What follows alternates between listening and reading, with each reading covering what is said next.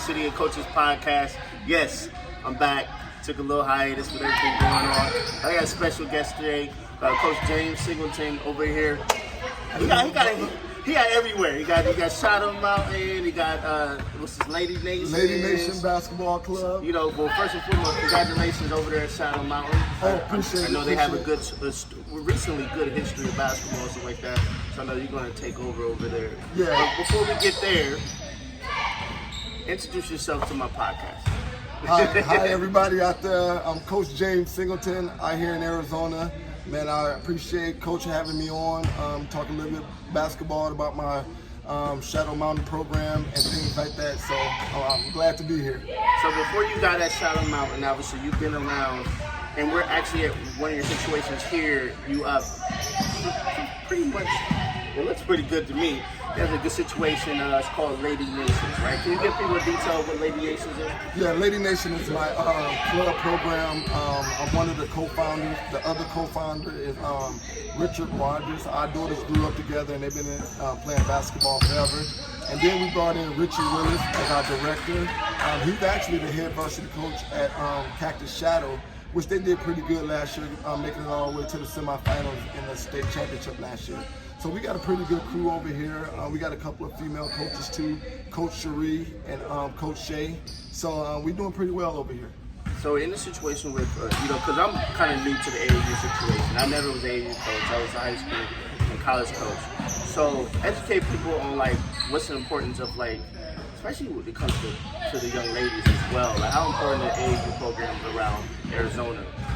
The AAU program, the way I have saw it, is real important, especially those young ladies that have a dream of going playing at the next level. AAU basketball is a great platform that they can showcase their talent to do it on. And our program, we do real well. We had 12 seniors last year, and all 12 of those seniors are playing somewhere, Division 1, Division 2, Division 3, NAIA. So we help young ladies reach their dreams, not only off the court, but on the court as well. So that's how it is with the AAU programs here in Arizona. And we got a few good ones out there that gets good playing at the next level. That's good. So when you took over at Shadow Mountain and during the COVID situation, have you had a chance to even meet the young ladies yet or anything? I haven't had a chance to meet the young ladies yet due to the pandemic. Yeah. So the AIA is keeping everything safe. So they have a plan that they're following and phases that they're following. And once that gets a phase that you can meet the young ladies, that's exactly what we would do. But I got a couple of those young ladies in my program, actually, so I'm familiar with a few of them because they're already in my program. And Coach Erica, who took the job at Pinnacle, left me in good hands. And she built the culture there that's real good. So I just want to continue that way. That's good. You know what I'm saying? Because I have to ask the question because, like, I've done interviews before COVID, in the middle of COVID. I mean, I guess it's not ending yet. So, so the school's starting up and such things like that. But you said you have an athlete in your family, right? You have a daughter currently playing ball right now? Yeah, I have two daughters that are currently playing right now. I got one daughter that's at Cal State Bakersfield. And she's entering her sophomore year there. And I just had a freshman who graduated from Millennium High School, which is a powerhouse here in Arizona. And she's going to UNLV, so they're doing pretty well. So with that said, obviously you got some basketball somewhere, two Division I athletes. So give me a little bit rundown of your basketball history. Yeah, I'm from the state of Michigan, which is a basketball mecca, in my opinion. And then I was fortunate enough to get a Division I scholarship to go and play college basketball. I played a couple of years overseas professionally, a couple of years in the state professionally. So, basketball is in our blood, man, it's in our family. Actually, I have my son that went to the University of Cornell, but he graduated already from there. And then I got, my two daughters that's actually playing D1 basketball. So we got a system, man, that I give them. They followed it, and now I'm able to give it to the young ladies in my program and eventually at my high school. So I had to pin you there. How was this conversation? Like, so you say your son already graduated, so you got 3 Division I athletes coming out of your household, and then like how's Thanksgiving? Like how's our conversations about basketball? Like, oh man, Hey, it's one of the best things in the world, man. So I'm very fortunate because they always say my school is better, our practices are harder. No, my practices are harder. And then those repetitions that they get in the gym together, those repetitions is fierce because they want to prove who's the better individual. So those are a lot of fun. So obviously you have a lot of experience with laying low and probably dealing with very different situations when it comes to coaching. So for all the stands coaches we call, you were obviously one because you're a parent and then you watch your kids. So how did you handle some of the stuff maybe you disagree with the coach and maybe you felt like your kid wasn't doing something? How did you keep from yelling at your kid from the stands? How did you process some of the things? Well, I made it clear, man, when you're playing for your high school team, that person is the coach. I would never jump up and say you should be doing this, you should be doing that, because I don't know that coach's game plan. And at that time I get to be a parent, so I'm enjoying the moment because I've been coaching my kids all the way through high school when they play club. Right. So it's my chance to sit back and actually be a parent at that time. I go up and find me a corner way up in the stands in the gym, and I get to watch them. If they want to talk about the game on the car ride home, we'll talk about it. If they don't, we don't talk about it. Right. Because they get enough pressure during the club season when I'm coaching them because I'm giving them what they need at that point. Mm-hmm. So during high school, man, I just tell them to go out and be a kid, man. They get to enjoy it. And if they want to talk about it, we'll talk about it. If they don't, we don't. That's the way I handle it. So that would be my recommendation to all you parents who are coaches and you coach your kid during club and high school, just let them go. Just let them go, right? I mean, I've experienced so much as a coach as well when you have parents in the stand. I didn't really get bothered too much about parents, honestly, so that's always good for me. But I've seen it done. Yes. My dad was one of those. Yeah. Screaming, yo, Pops, chill. Right. We just won this championship. Why are you mad? You know what I'm saying? So I totally get that. And you obviously being on the sideline, you can feel both sides because you're on the sideline. So it makes you, it's like when I'm sitting in the stands myself, just as a former coach, I can just see what the coach is going through versus what everyone else is going through. Exactly. And you'll hear things, people say stuff, you're like, you don't know what you're talking about. Right, because they're not a coach, you know what I mean? And you can understand what the coach is trying to do. The girls might not get it, but you can at least understand what the coach is trying to do. Mm-hmm. And I'm saying, man, you got bad coaches, you got good coaches, but a coach is a coach. Yeah, you know what I mean? At the end of the day, you know what I mean? They're sacrificing just like we sacrifice. So at the end of the day, man, the parents really need to look at that and be thankful for what their coach is actually doing. And then the thing about it, man, if you don't agree with the coach or you don't like what the coach is doing, then why are you there? Right. I never understood that. You want to complain and do all this, it's an easy fix. You know what I mean? Take your kid to a coach that you see that works for your kid. That's the way I see it. Oh yeah, I mean everyone's probably, they're probably feeling it differently. But having people, that's why I love this platform because we give coaches a chance to talk to parents. Right. And it actually ease up some of the tension during the season and stuff like that. And it's actually been very effective. It's been very effective with actually getting parents to understand stuff like that. So I do have a parent question. All right. I always have my parents' question, so I always look up one. Okay, so say so this question here, I always write them all down. Okay. So this question here, this parent saying how do you deal with recruiting on the AAU and regular high school program situation? To say the players, let me read it again. Yeah, so say the player is getting recruited from both sides, right? But they want to stay at their school, right? And they feel like, so say a situation where you're at Shadow Mountain, you have a player that wants to go to UNV, but the AAU coach is pushing them a different way. How does a parent know who to trust more? Right. Well, that's hard, right? That is a very hard question. Yeah. But playing basketball and knowing the game, you're going to build a bond with one of those coaches over your other coach. You know what I mean? And it could be just a slight, but you're going to favor one coach more than the other coach. That, you know what I mean? Just how it is. I never met athletes that like both coaches the same. You know what I mean? Because their philosophy is different. Right. You know what I mean? So if I'm ever put in that situation myself, whether I'm the high school coach or the club coach, and then the other coach, whoever that is, and then the parents. So we sit down and we come up with a game plan. Okay, how are we going to handle a player recruiting. Okay, do you want me to talk to the coaches, or do you want the other coach to talk to the coaches? Because at that point, it's all about the kid. It ain't about us. You know what I mean? Now, and then we all have to agree right in front of the parents and the kid, what is the kid ability? You know what I mean? Is she major D1? Is she mid-level D1, D2? Whatever we agree upon as coaches and with the parents, where the kid ability are. And then once we get that game plan, and then that's how the recruiting goes. You know what I mean? So then there's no confusion of who's saying what, who's saying this. If I get the call and I know the other coach is handling recruiting, hey coach, great kid, but coach so-and-so is handling her recruiting part, here's his phone number, give him a call. Now that may not stop the coach from asking me a question about how the kid is and things like that, and I will answer those questions. But the majority of the recruiting is going to come from this coach.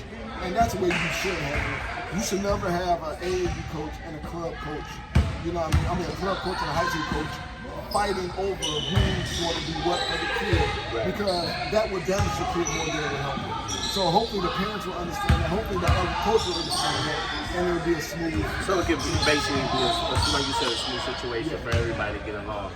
So, you know, that was a question that's been asked before. Yes. I didn't actually, because you have so much experience in the area. Most of the coaches have both more experience with the school ball. Right. So, like, I really appreciate you answering that question, because a lot of people are conflicted with that. So we definitely appreciate that, Coach Singleton. So, you know, we're going to talk about school ball right now. Like, you said Odyssey Prep? I was at Odyssey Prep before. Okay. You know, I did 1 year there. It was a 3-day school. And we did pretty well, you know what I mean? We was hovering right around 500 during the season. But I was able to teach the girls some things that haven't been taught before. You know what I mean? Started to establish a culture there that hasn't been there before. I took one player who averaged like 3 points and 2 rebounds a game, and she ended up averaging 20 points and 18 rebounds, and she was first team all region. Okay. You know what I mean? Just in some of the things I instilled in her and the culture and the young ladies. And it was another opportunity for me to get involved in another community and able to bring these young ladies along that have a dream of either, first of all, making their high school team, or, you know what I mean, playing at the next level. And that's what I tried to do. Okay. That's good. That's a good situation. So now that you're at Shadow Mountain, people need to know, what are you going to do over there? Yeah, man.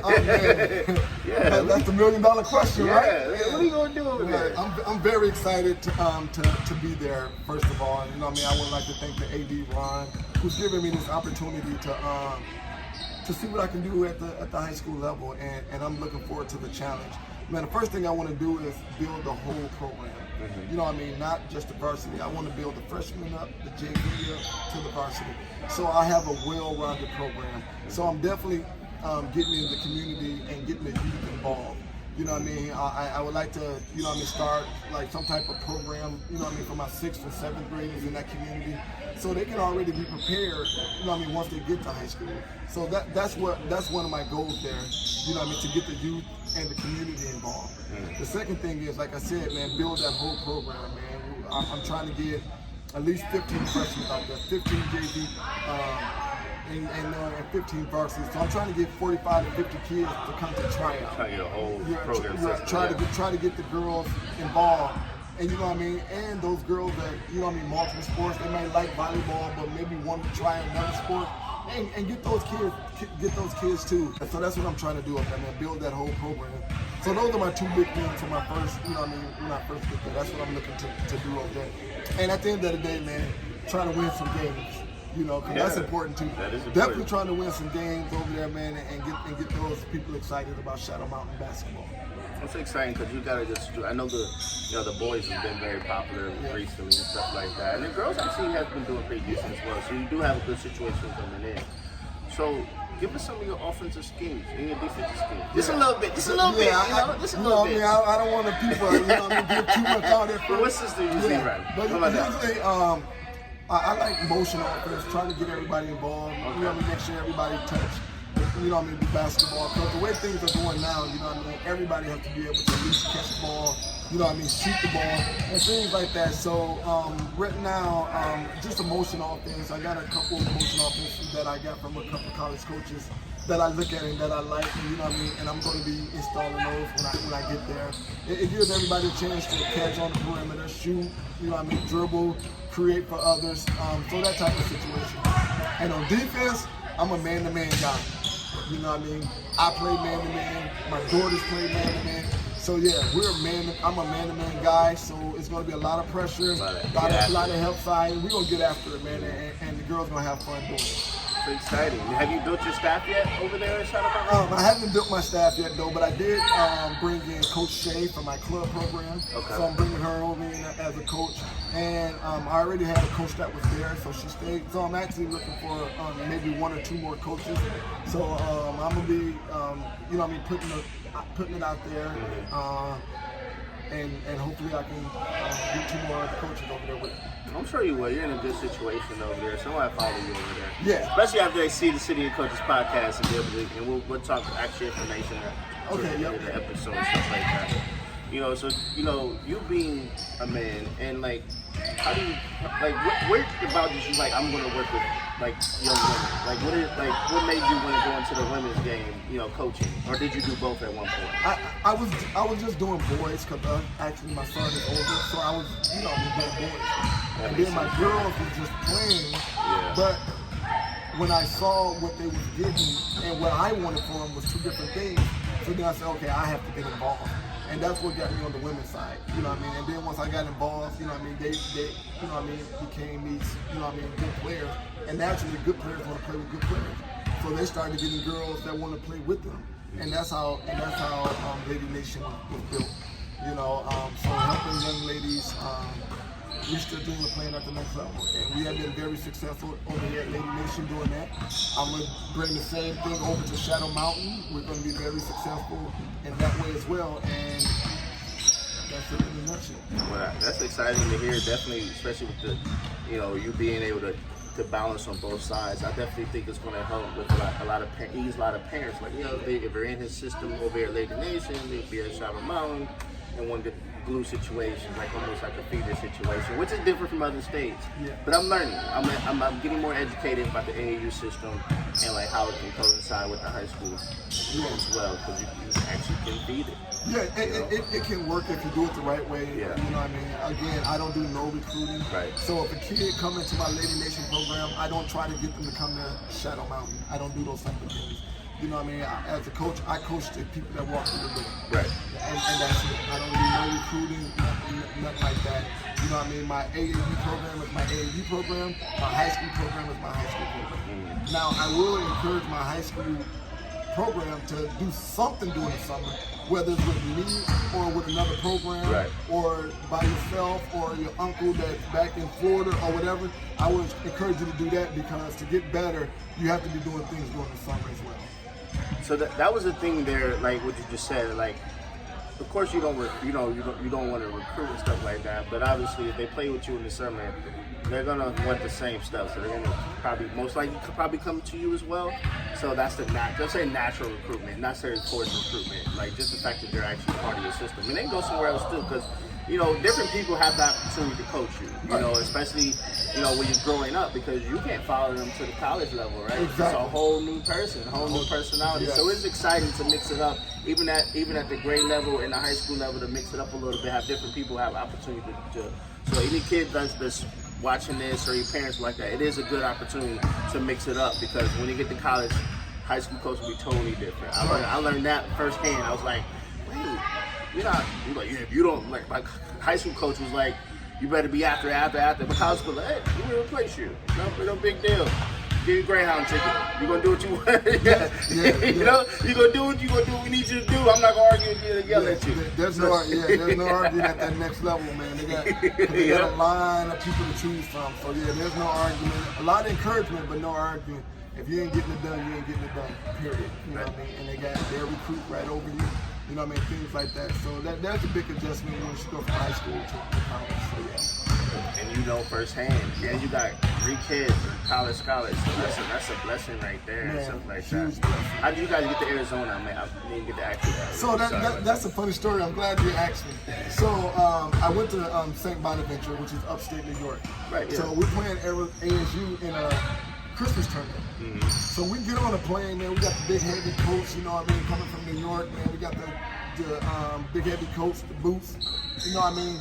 We get to Arizona, we get off the plane, man. It's like 75 degrees in December. Right. We're like, wait a minute, what's going on? Yeah, man. So then I said, man, I'm living here when I graduate. Hey, I think everyone has that, like, yo, you know what? Eventually, I visit family. I was like, yo, I'm coming back. Yeah, I'm coming back. That's how it happened, man. And the rest is history, man. The rest is history. I've been here ever since, man. After I got done playing, moved out here from Michigan, because I went back to Michigan, moved out here, and I think like 2005. I've been here ever since. Man, that's a little grip. 2005. Yeah, you an Arizonian.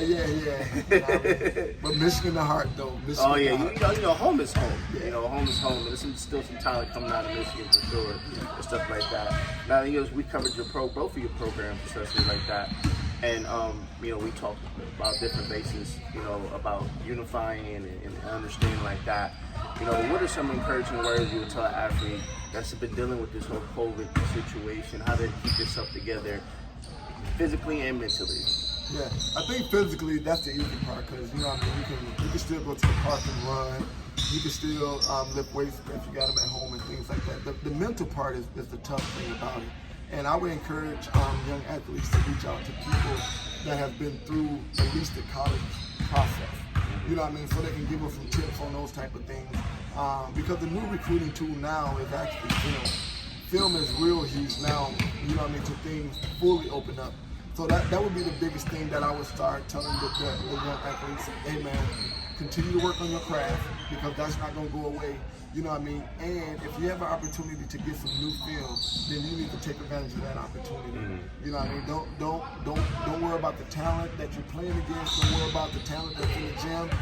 They're watching you and they want to see if you're still evolving into a player. Because if they saw you couldn't go left a year ago, and then you give them new film and you're going left, then that's involvement. Yeah. Then they could be like, oh, okay, this kid's actually working on the game. They're not worrying about who's in front of you.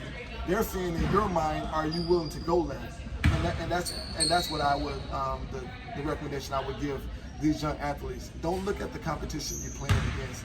Look at what they told you your weakness was a year ago, and are you getting better at those weaknesses? But that's what they're looking at. Because they want to see you evolve from the first time they saw you until now. Right.